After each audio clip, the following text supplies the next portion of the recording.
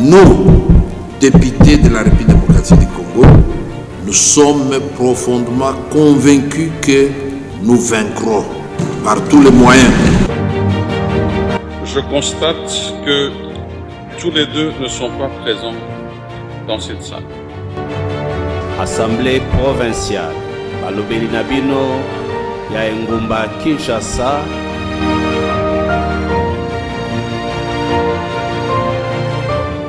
Bonjour, bienvenue chers téléspectateurs dans notre émission. Nous avons le réel plaisir de tourner le premier numéro avec un élu national, élu de la circonscription électorale de Moamba ici à Kinshasa, député national, honorable Venance Eyangamboyo, à qui j'ai dit bonjour honorable Venance.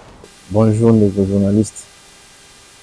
Comme je vous ai dit, on va parler avec l'honorable député national Venance Eyangamboyo, tout ce qui concerne l'aperçu, le travail d'un élu au niveau de l'Assemblée nationale, la commission, c'est quoi le nombre de commissions, c'est quoi la force d'une plénière, et l'émission se comporte en deux parties. Mais je vous signale déjà que l'émission c'est en bilingue, donc ça vous permettre un peu, na ba maman oyo bazali quand même moi ba difficulté moké, il y a moi langue ya français pour comprendre yango. Directement honorable, au-delà des articles ou des dispositions de la Constitution, au niveau de l'article 100, ça est 1, ça est 2, et évidemment aussi 103 qui stipule, qui donne aussi le travail d'un élu. Qu'est-ce que vous pouvez nous dire, qu'est-ce que vous pouvez dire aux téléspectateurs, à votre base, au peuple congolais, c'est quoi le rôle d'un élu ou c'est quoi un aperçu général de l'Assemblée nationale? Merci beaucoup mon frère Jimmy Makola. Je voudrais d'abord commencer par saluer l'initiative de l'émission parce que pour moi, c'est très pédagogique. Vous savez, aujourd'hui, il y a beaucoup de confusion dans notre environnement entre ce que fait un élu et ce que fait l'exécutif, d'où l'intérêt de l'émission de fixer l'opinion sur le travail de l'élu, sur son cadre de travail qui est l'Assemblée nationale. Et je pense que c'est une initiative qui doit être saluée et louée à son juste titre. C'est très important pour nous les élus. Et deuxièmement, je vous remercie pour m'avoir fait cet honneur d'être le premier à inaugurer le plateau de cette émission que je souhaite beaucoup de succès dans la suite, ceux qui viendront après moi. Alors, pour entrer dans le vif du sujet, je voudrais d'abord que vous puissiez savoir, l'Assemblée nationale fait partie des institutions du pays. Il trouve son fondement dans les dispositions de l'article 68 de la Constitution, qui définit les institutions du pays, qui sont aujourd'hui au nombre de 4.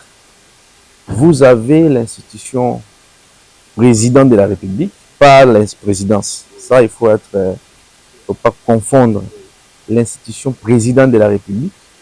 Vous avez en deuxième position l'institution Parlement. Et dans l'institution Parlement, vous avez deux composantes, la chambre basse, qui est l'Assemblée nationale, et la chambre haute, qui est le Sénat. Et vous avez la troisième institution, le gouvernement, et la quatrième institution, les cours des tribunaux. Donc vous avez les 4 institutions, et c'est de là que viennent l'Assemblée nationale. Donc ce que vous devez savoir, c'est que les téléspectateurs, les gens qui nous suivent, doivent savoir ce que le Parlement, c'est la deuxième institution du pays après l'institution président de la République. Ça vient l'institution gouvernement et l'institution pour les tribunaux. Donc ça, déjà le premier point que nous devons savoir, d'où vient l'Assemblée nationale. Elle fait partie des institutions de la République démocratique du Congo. Alors, au sein du Parlement, je l'ai dit, vous avez la chambre basse et la chambre haute. Et moi, qui vous parle, je suis député national, élu de la circonscription électorale de Moamba à Kinshasa, et par conséquent, je suis membre de la chambre basse qui est l'Assemblée nationale. Alors, après ces positionnements institutionnels, je vais maintenant dans son rôle. La Constitution, c'est l'acte fondateur du pays. C'est texte principal qui fonde l'État. Et c'est dans la Constitution que nous trouvons l'organisation du pays dans son ensemble et tout ce qui va avec. Et c'est de là que vous trouvez la définition du rôle d'un élu ou d'un député national que je suis. Le siège de la matière, c'est l'article 100. Qui te dit que doit faire un élu lorsque nous élisons les députés nationaux. Qu'est-ce qu'il est censé faire? L'article 100 de notre Constitution est clair, il te dit, le député national, il est là pour quoi? Un, il est là pour voter les lois. Et deuxièmement, il est là pour contrôler les gouvernements. Ce que nous appelons l'exécutif. Donc, pour contrôler la troisième institution, le gouvernement. Parce que dans l'institution gouvernement, vous avez le gouvernement de la République et tous les prolongements, notamment les entreprises publiques. Ainsi. Donc, nous contrôlons le gouvernement central et nous contrôlons également les entreprises publiques, les établissements publics, les services publics de l'État. Donc, principalement, un député national n'a que deux choses à faire. Voter les lois et faire le contrôle de l'action gouvernementale. Et on ajoute à ça, c'est ce qu'il est censé faire, mais si vous progressez un peu plus loin, les articles 101, 102 de la Constitution, je pense que je suis dans 101, c'est là qu'on te dit le député national, c'est le représentant du peuple. Donc, en réalité, ce qui devait se faire, c'est quoi? Au niveau de l'Assemblée nationale. Tous les Congolais devaient se retrouver là-bas pour décider du type de loi qu'ils veulent avoir, le type de contrôle qu'ils veulent faire. Mais l'organisation de l'État permet aujourd'hui d'avoir le représentant du peuple. Pour cela, on dit un député national, il représente le peuple. Vous voyez? Donc moi, en tant qu'élu, je suis le représentant du peuple. Et dans cette approche ou dans cette représentation, j'ai un travail et un rôle à faire. Faire les lois, voter les lois et contrôler l'exécutif national. Vous avez suivi quand même ce qui est la définition ou le rôle qu'un élu fait au niveau de l'Assemblée nationale. Mais au-delà de ça, honorable, il y a beaucoup de gens qui s'interrogent par rapport à ce qui est un peu l'organisation au niveau interne, ce qui dit votre règlement intérieur. Vous avez combien de commissions au niveau de l'Assemblée nationale? S'il faut aller un peu dans le détail, combien de questions? Parce qu'on vous voit souvent. J'ai adressé une question orale avec débat au VPM de l'Intérieur, au ministre des Infrastructures, au ministre des Finances et que sais-je encore, même au niveau des DG des institutions et des établissements publics. L'appartenance dans des commissions qui représentent ou composent l'Assemblée nationale, ça s'est fait par rapport à ce que disaient par exemple nos enseignants, par rapport à l'ordre alphabétique, par rapport à votre connaissance, à votre cursus. Ça s'est fait comment? Je vais ramasser toutes ces questions, les 4 questions que vous venez de poser tout à l'heure. En fait, là, vous entrez dans l'organisation, comment l'Assemblée nationale fonctionne, comment elle est organisée. L'Assemblée nationale est constituée aujourd'hui de 500 députés nationaux. D'où viennent ces chiffres-là? Ce n'est pas un chiffre inventé, mais c'est toujours la Constitution. La Constitution du pays qui nous dit, l'article 102 ou 105.3, le nombre des élus sera déterminé par une loi électorale. C'est dans cette loi électorale que vous trouvez les chiffres de 500 députés. Maintenant, dans son organisation, l'Assemblée nationale a un acte qui lui permet de fonctionner au-delà de la Constitution. Ce que vous avez appelé les règlements intérieurs. Ce qu'il faudra savoir, c'est que le règlement intérieur de l'Assemblée nationale a force d'une loi organique. Donc, les règlements de l'Assemblée nationale, c'est une loi. Différemment des règlements intérieurs des organisations, des ASBL, je ne sais pas comment. Mais les règlements intérieurs de l'Assemblée nationale a force d'une loi organique. Ça veut dire ceci. Lorsque l'Assemblée nationale termine d'élaborer le règlement intérieur, ces règlements n'entrent pas en vigueur si la Cour constitutionnelle ne donne pas son avis sur la constitutionnalité de ces textes-là. C'est ce qui fait que ces règlements intérieurs deviennent ou reçoivent la force de la loi organique. Donc c'est une loi à part entière. J'espère que c'est clair jusque-là. Et dans ces règlements intérieurs, on définit l'organisation de l'Assemblée nationale. L'Assemblée nationale que vous voyez là est constituée de 6 structures, 6 au total, qui forment l'Assemblée nationale. Vous avez la plénière de l'Assemblée nationale, vous avez le bureau de l'Assemblée nationale, dont la plénière c'est une structure, c'est un organe. Donc l'Assemblée nationale est constituée de 6 organes. Le premier organe, c'est la plénière de l'Assemblée nationale. Le deuxième organe, c'est le bureau de l'Assemblée nationale. Troisième organe, vous avez la conférence des présidents. Je dis président, mais 2 présidents. Le quatrième organe, vous avez les groupes parlementaires. Le cinquième organe, vous avez les commissions. Le sixième et le dernier organe, c'est le comité des sages. Donc l'Assemblée nationale a 6 organes. Je préfère parler des organes. 6 organes qui permettent à cette institution de fonctionner.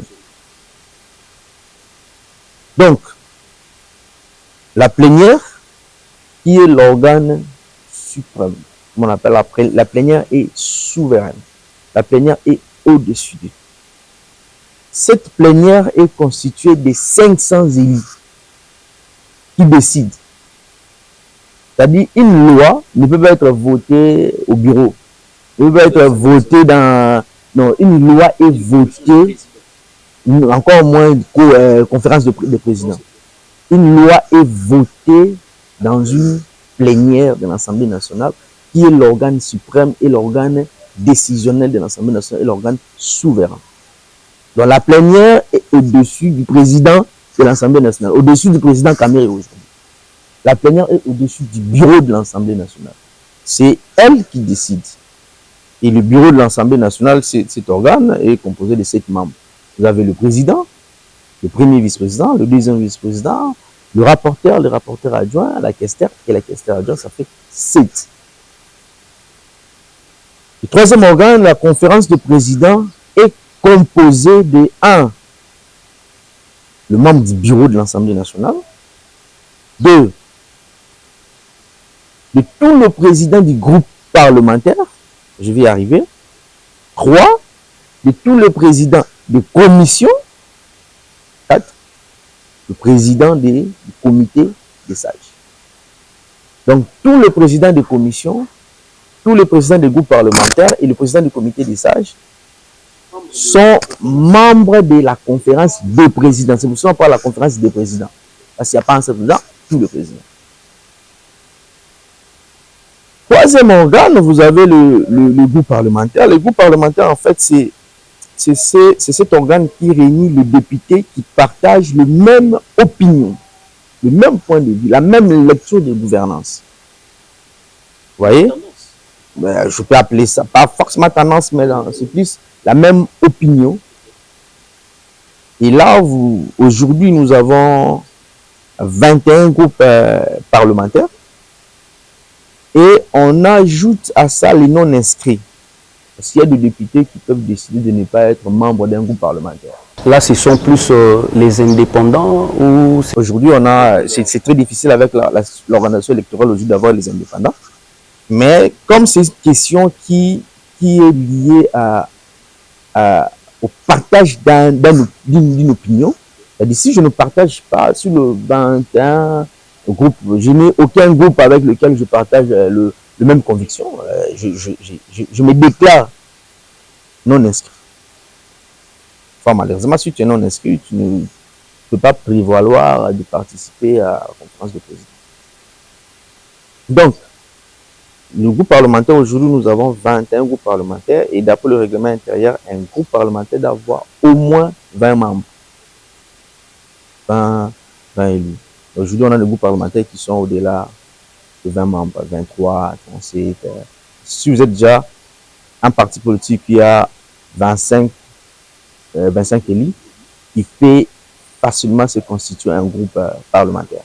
On va en parler, honorable, dans les détails dans notre numéro. Mais expliquez-nous, par exemple, comme vous avez parlé vous voulez qu'on puisse parler plus des organes. Vous êtes arrêté au niveau de la conférence des présidents, les groupes parlementaires, la commission. La commission, ça se constitue comment? C'est là que je voulais en arriver. Nous avons aujourd'hui, désolé, j'ai basculé à un moment donné à l'INGA. Ok. Déjà, l'émission, c'est bilingue, pour vous permettre quand même la compréhension. Nous avons aujourd'hui 10 commissions. En fait, les commissions de l'Assemblée nationale, ce sont des organes techniques. C'est là que le matière se traite. C'est là que les choses se préparent. Nous avons 10 commissions. La première commission, c'est la commission politique, administrative et juridique, la commission PLJ. Nous avons la commission économique, financière et contrôle budgétaire dont je suis membre. Vous avez la commission tourisme et environnement. Vous avez la commission infrastructure. Vous avez la commission socio-culturelle. Vous avez la commission droit de l'homme. Vous avez la commission, la particularité de cette législature, là, vous avez la commission suivi et évaluation des réformes. Mais bref, nous avons aujourd'hui 10 commissions qui sont des organes techniques. Et dans chaque commission, vous avez un président, un premier vice-président, des ainsi de suite. Ils sont vraiment des organes techniques. C'est là que le matière se discute. C'est là que le matière se traite. C'est là que le député travaille sur le plan technique. Donc aujourd'hui, on peut dire que si on ne vous voit pas toujours à la plénière ou prendre des paroles ou adresser, mais évidemment vous travaillez dans votre commission comme un technicien de votre commission. Et maintenant, l'appartenance, ça fait comment? C'est par rapport à votre cursus universitaire, parce que c'est une commission technique, ou ça s'est fait par rapport, comme j'avais dit, par rapport à l'ordre alphabétique? Ça s'est fait comment? L'appartenance d'un élu dans une commission qui est l'organe technique. La première des choses, c'est que vous devez savoir, ce sont les groupes parlementaires qui alimentent les commissions techniques. C'est-à-dire, ce sont les groupes parlementaires qui envoient le membre dans des commissions techniques. Vous voyez? Et comment ça se passe? Il est important qu'on sache c'est quoi ton CV, quel est ton parcours. Tu as fait quoi, tu as étudié quoi, de quelle formation. Parce que, comme ce sont des organes techniques, on doit se rassurer que chaque technicien est positionné là où il devait être. Vous voyez? Par exemple, si je prends chaque groupe parlementaire a un nom. Le mien, ça s'appelle Bonne Gouvernance. Le nom de mon groupe parlementaire dont je suis membre s'appelle la Bonne Gouvernance. Et pour envoyer les noms des différentes commissions, on a regardé, tu as étudié où, tu as fait quelles études, quelle formation, quelle est ton expérience professionnelle, tout ça. Et tout ça là, et on demande le CV. Chez nous, on avait demandé le CV, on a appris, voilà. Toi, par rapport à ton CV, on t'envoie là-bas, on t'envoie ceci, on t'envoie à gauche et à droite. C'est vraiment une question aussi de l'expérience qui entre en jeu. Donc, si tu pars dans une commission dont tu n'as pas l'expérience, tu seras moins utile. Vous êtes de la commission ECOFIN, comme vous. Vous faites partie de cette commission qui est technique, liée aux finances, tout ce qui est comme ça. Mais vous avez une préoccupation ou une expertise, une connaissance à faire à la commission des infrastructures. Vous allez passer comment? qu'est-ce que vous allez faire? Par exemple, adresser une lettre ou demander la participation à cette commission, ou ça se joue comment? Comment ça se passe? Ça veut dire que tout député a le droit de participer dans les travaux de toutes les commissions. C'est un droit. Mais sauf que ce droit-là est limité. C'est-à-dire, si tu n'es pas membre de la commission, tu peux participer, tu peux contribuer, mais tu n'auras pas le droit de vote. Parce que le vote commence déjà au niveau des commissions. Je peux participer, je donne mes contributions, mais je ne peux pas voter. Donc, c'est comme ça se passe. Donc, tout député a le droit de participer dans les travaux de toutes les commissions, s'il les souhaite. S'il a quelque chose à apporter, il va apporter. Mais, si tu n'es pas membre de cette commission-là, tu ne voteras pas. Voilà. Je voulais quand même placer un mot sur, quand on a dit le rôle, voter les lois et contrôler le gouvernement. Si vous me permettez, je fais juste un petit recul. D'où viennent les lois? Deux sources. La première source, naturellement, ce sont des élus. Les élus font ce que nous appelons des propositions de loi. Deuxième source, ce sont les gouvernements. Et le gouvernement apporte ce que nous appelons le projet de loi. Vous voyez? Soit c'est nous qui proposons en tant qu'élus, le gouvernement, ou soit c'est un projet qui vient du gouvernement. Par exemple, la loi des finances, c'est un projet du gouvernement. Vous voyez? L'aménagement du territoire qui venait d'être adapté, c'est un projet du gouvernement. Dès que le gouvernement envoie, il vient défendre, nous déclarons sa recevabilité et nous envoyons dans la commission appropriée pour que ce soit techniquement traité. Par exemple, le projet que vous venez d'évoquer, là, ça a été envoyé à la commission aménagement du territoire de l'Assemblée nationale pour discuter du contenu technique. Et tout député qui veut contribuer, il va là-bas. Il apporte sa contribution. Et dans son volet contrôle, nous avons les instruments constitutionnels pour contrôler le gouvernement. Nous avons ce qu'on appelle le moyen d'information, le moyen de contrôle. Chers téléspectateurs, Ndenge Tolobaki, émission Isa bilingue, vous avez quand même appris c'est quoi les organes techniques de l'Assemblée nationale, comment fonctionne l'Assemblée nationale. Mais pour aussi sa partie OU, je voulais juste demander à l'honorable Vénance, il y a combien de sortes de questions liées aux députés à Kokikotuna à niveau, il y a ministre, il y a premier ministre, il y a membre, il y a directeur général, il y a établissement public. Il y a société Moro, les alliés publics, il y a l'État SONAS, des GERAD, des GDA. Et détail, pour revenir dans une émission un peu spéciale pour nous relever la question. Il y en a combien? C'est ce que j'ai appelé au début les moyens d'information et les moyens de contrôle. Moyens de contrôle, vous avez, moyens d'information plutôt, vous avez une question écrite. Vous voyez? Vous avez une question orale sans débat, ou une question orale avec débat. Vous voyez? Vous avez la question d'actualité. Ça fait partie de ce que nous appelons le moyen d'information. Le moyen de contrôle, vous avez une mission d'enquête, vous avez une interpellation. Donc le moyen d'information est différent du moyen de contrôle. Tout ce qui reste par rapport à la vacances parlementaires, le rapport de vacances parlementaires, tout le monde solo lango, mais ça dans le cadre de l'émission les parlementaires où il y a plusieurs questions liées à Makambotali, député, élu na biso to ponaka. Deuxième partie, directement, il y a l'émission Nabiso Ezali plus la production législative, il y a honorable Vénance Yangamboyo qui est un élu, il y a ses conscriptions électorales, il y a Moamba. Honorable Vénance, vous êtes élu député national 2023, 2024 au Koti Parlement, au Bandi Moussala. Toujours voler à infrastructure parce que la route ou les routes, c'est le développement. Dans ces constructions électorales, il y a Moamba. Quelles sont les routes où Ezali Kotongama ezali kosalema et comme le niveau nini et qu'est-ce que vous avez fait parce que mosala na bino ezali ya ko voter ba loi mais aussi ya ko contrôler ba organe technique ba misala ou ba établissement public ou ezali ko salisa misala wana. Alors, merci beaucoup. Deuxième partie, c'est tourné directement par l'angaï, ce que je fais. Mais na ligne natikala na batache wana mibale. Voler à loi et puis voler à contrôle parce que nga na tonganzela te. Ngai ilo sengena sala ezali na contrôler misala ezo sala ma prise sala malamu.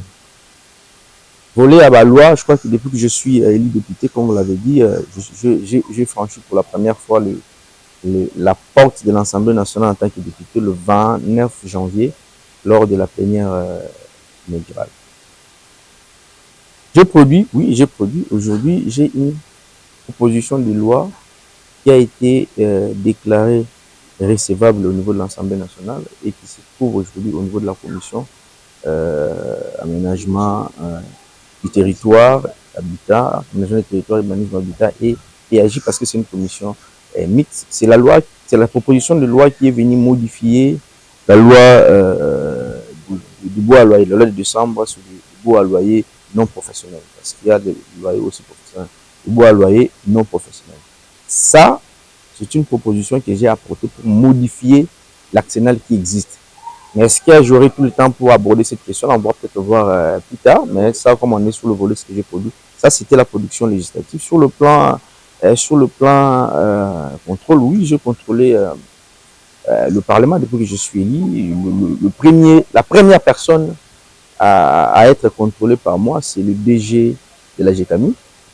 Les gens ne le savent pas. Le DG de la GECAMI, à lui, j'avais adressé une question écrite en rapport avec le contrôle de l'IGF. Parce que l'IGF était là, la GECAMI en train de contrôler, mais malheureusement, l'IGF s'est converti au conseiller de la GECAMI, à l'auditeur de la GECAMI. Je voulais un peu savoir qu'est-ce qui s'est passé, tout ça. Ça, c'était la première question écrite que j'ai adressée au DG de la GECAMI, qui avait aussi répondu. Mais quand tu adresses une question, tu passes par les bureaux. Ça, c'est une chose qu'on va évoquer lors d'un prochain numéro. Et la deuxième personne, c'est le ministre des Infrastructures, l'ancien qui est parti parce qu'on vient de faire un remaniement, c'est Alexis Guissaro. Effectivement, sur la question de la route Renaissance, qui relie Matete, Kisenso et Lemba, mais aussi sur la question de Kulumba, la route Kulumba dont vous venez d'évoquer. Et la troisième personne, c'est le vice-premier ministre, le ministre de l'Intérieur, sur la question de l'insécurité dans la ville-province de Kinshasa. Et la dernière personne, c'est le ministre des Finances. C'est sur la question en rapport avec les décaissements de fonds pour les travaux de la route Renaissance. Donc, j'ai une question orale avec débat et 3 questions écrites. Alors, pour revenir à votre question, où en sommes-nous en ce qui concerne les routes, les infrastructures dans Kulumba, Renaissance. Ouais. Dans le programme du président, il y a 6 engagements. L'un des engagements qui disait la connexion des villes et de provinces. Vous voyez, la connectivité ville et province. Et c'est là, c'est de cet engagement-là qui découle la dynamique que nous avons aujourd'hui. Si je rentre chez moi à Moamba, je prends la commune de Kisenso, vous avez aujourd'hui une route qui est en pleine construction. La route Moulele. C'est dans cette dynamique-là. Cette route commence de Batende pour faire jonction avec la route de la paix, qui a aussi été construite dans cette dynamique par le président de la République. Et les travaux de cette route-là évoluent très bien. Les rendez-vous est bel et bien pris pour son inauguration l'année prochaine. Et le fonds disponible, c'est dans le cadre du projet Kimilenda, qui ce projet-là de route existe, qui est supervisé par la cellule d'infrastructure, dont les travaux évoluent très bien. Et nous sommes convaincus que nous aurons cette route-là. Et même si vous pénétrez l'Emba, vous verrez qu'il y a vraiment des routes secondaires qui, non seulement d'être construites, mais qui ont été déjà construites. Limité, carrément, vous avez le projet Kinelenda, vous avez le projet 3 communes, c'est-à-dire limité Kassavoué, Gombe, je crois. Et limité est bénéficiaire et de Kinelenda et du projet 3 communes. Et si vous descendez à limité aujourd'hui, il y a beaucoup de routes qui sont en construction, notamment Kulumba, Mino Congo. Ce sont des travaux qui sont aujourd'hui en train d'évoluer. Donc bref, aujourd'hui dans ma circonscription, il y a des routes qui sont construites et je les suis. Parce qu'elles sont toutes, certaines sont dans le cadre du projet Kinelenda. Et Kinelenda aujourd'hui est supervisé par la cellule infrastructure. Et que quand je vois le coordinateur, je passe en revue tout ce qui commence à évoluer. Parce que dans la construction des routes, la question la plus importante, c'est est-ce que les fonds sont disponibles? C'est ça la question la plus importante. C'est même pas, bon, voilà. Si les fonds sont disponibles, moi en tant qu'élu, je suis très à l'aise parce que je sais qu'on va commencer quelque chose et on va aller jusqu'au bout. Sans pour autant vous arracher un peu la parole, tout ce que vous faites comme contrôle, oui, c'est votre droit parce que la loi dit ceci. Mais sur terrain, par exemple, la route Renaissance, et Katana Misala, vous avez mené des actions. Tout comme on a ici, parce que du côté Moulélé ou du côté Kolumba, en tout cas, les choses évoluent quand même. Déjà, Moulélé, les choses n'évoluent pas quand même, mais ça évolue. C'est-à-dire que l'année prochaine, la commune de Kisenso aura une route qui va relier Matete et tout. Sous l'impulsion, exactement. Mais la route Renaissance, parlons un peu de ça. Vous avez mené des actions, vous avez écrit, vous avez concrètement.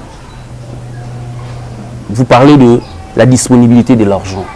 Mbongo est comme à niveau nini. Et bimi, et ça déjà dans ma beaucoup il y a cellule, ils allaient dans ma beaucoup il y a la banque, tout misala ils allaient déjà programmé. Alors, au moment où ma solo il y a route Renaissance. Route Renaissance, ils allaient dans le cadre de projet de 5 caractères. C'est-à-dire, il y a la ville de Kinshasa, il y a Siblaki, 5 caractères, il y a des routes qui sont par exemple dans Ndjili, Tchangou, ça je ne regarde pas, trop, mais la route qui m'intéresse, principalement, parce que même les routes de Tchangou, mais ça m'intéresse, principalement la route de la Renaissance, reliant Matete, Kisenso.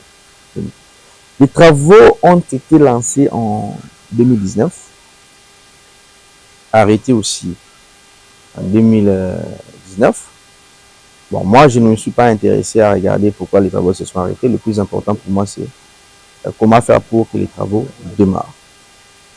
La deuxième information, c'est que ces travaux-là, la route, au-delà de faire partie à projet à 5 hectares, c'est une route qui est financée aussi par les gouvernements et par les partenaires extérieurs. Vous voyez? Est-ce qu'aujourd'hui les travaux reprendront? Oui, je peux personnellement avec cette confiance et les travaux de la route Renaissance vont reprendre. Donc le train qui nous amène vers la reprise des travaux a atteint son niveau de réversibilité. Donc, nous avons un souci maintenant. Pourquoi je le dis? Parce que quand moi j'ai commencé mon mandat en tant que député national. Chez Bakbaye Baraté, les autorités officielles. Parce qu'il ne faut pas. Un bon commerce, c'est une autorité officielle. C'est pas parce qu'on n'a pas. Nous devons leur rendre la position qui est la leur. Parce qu'ils sont le représentant du chef au niveau communal. Et moi, j'avais un peu inversé la tendance en tant qu'élu. Je n'ai pas commencé par voir nos amis du pouvoir central, ce que je contrôle, je commençais par voir le bourgmestre, ceux qui gèrent les communes. Les premiers bourgmestres que moi je vis et qui est pour moi aussi la première autorité que je rencontrais, c'était le bourgmestre de la commune de Kisenso, le professeur Godet, actuel à qui je salue et je remercie beaucoup de sa disponibilité, de sa collaboration. C'est quelqu'un avec qui nous collaborons très bien. Celui que je suis allé voir pour essayer de savoir, voilà, vous qui gérez la commune, quels sont les problèmes de la commune d'Abisso à Kisenso. Le Seigneur va prendre l'Italie en sécurité, le Seigneur va prendre l'Italie Banzela, va prendre notamment Nzela, il y a Renaissance, même il y a Moulele, parce que Moulele Banda qui, après, Moulele Banda qui avant, les travaux de la route à Moulele Banda qui lancé le 9 août 2024. Donc, 6 mois après que nous ayons commencé la législature 2024-2028. Ça, il ne faut pas oublier. Quand je suis allé le voir, voilà, travaux qui sont à Moulele est avancé déjà en termes de la procédure. Parce que là, il y a une indemnisation. Il fallait qu'il décante la situation de l'indemnisation. Il décante parce qu'aujourd'hui, dans la procédure à paiement, le gouvernement a intégré moi deux numéros. Ça ne se retrouve pas sur la chaîne. Donc, il y a IGF. C'est-à-dire quand on fait l'engagement, il y a une liquidation. Avant, le ministère de la Finance a ordonnancé, il y a un numéro à DTO. Il y a un dossier dans IGF qu'on a à contrôler. Ce IGF a fait si avant naïe, il y a un et dossier on les a qui au niveau de IGF. Quand j'ai commencé, en fait, il y avait le problème, il y a des documents. Parce qu'aujourd'hui, dans la commune de Kisenso, la propriétaire est bonne, ma pangouana, a titre T. Comment on appelle ça encore? Les certificats d'enregistrement. Or, la Banque mondiale a exigé certificat d'enregistrement pour indemniser. C'était à ce niveau-là. Je salue et je remercie l'intelligence qu'avait proposé le bourgmestre, le professeur Godet à l'époque. Il a mis en place un acte qui permet en fait de décanter la situation et qui a convaincu la Banque mondiale. Et c'est là qu'ils ont commencé les indemnisations en route Renaissance. Aujourd'hui, on est au-delà de 80% de tout bazar déjà indemnisé. On aurait savoir que nous allons à route Renaissance. J'étais chez le ministre des Finances pour me rassurer que, parce qu'aujourd'hui, la route Renaissance va foutre 40%, 3 782 000 $ sur le 9 millions de budget, il reste pratiquement 5 millions. Je voudrais me rassurer que le plan de décaissement est clair et que les travaux, dès que ça va commencer, il n'y aura pas d'interruption comme au suffit des cas en 2019. Et là, j'ai eu les assurances que le ministre des Finances m'a dit honorable, mais là, Mayakio, Zala, calme, Mokonzamboka, Azutali na Matangabanzela et vous décaissez pour moi là très rapidement. Et cette fois-ci, on va décaisser, on va décaisser 30 non, on va décaisser un moment nyos.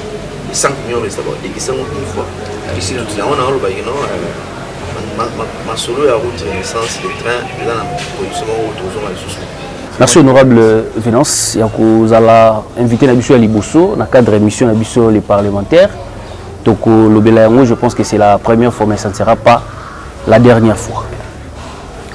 Merci, chers téléspectateurs. Awande, tout ce qui ici, émission ya Mokolo Alelo, et les parlementaires, tout ce qui est honorable Venance Yangamboyo, Oyazali, Molobeli, Motinda Mipé représentant, il y a peuple au niveau de l'Assemblée nationale, à Ponamaki, dans la circonscription électorale, il y a Mo Amba, et Sika Azali Kosala Moussala Naye. Beaucoup d'émissions Oyo, na chaîne partenaire, mais évidemment, la chaîne YouTube Nabisso, les détails officiels télévision. Continuez de suivre nos programmes, de s'abonner, partager pour nous et comprendre. C'est une émission d'abord à caractère pédagogique et les restes des alliés pour nous promouvoir, pour que explication.